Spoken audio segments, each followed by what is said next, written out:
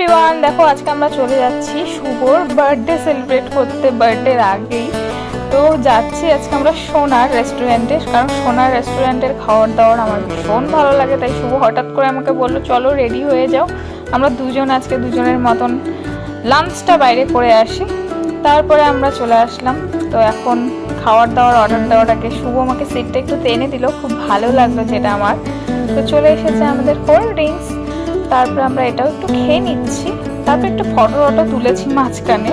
তারপর আমাদের খাবারটাও চলে আসলো। আধ ঘন্টা অবশ্যই বসতে লেগেছিলো খাবারগুলো আসার জন্য। আর শুভ সবসময় রেস্টুরেন্টে গেলে চাইনিজ আইটেমটাই বেশি পছন্দ করে, আর আমি তন্দুরি টাইপের খাবার বেশি পছন্দ করি।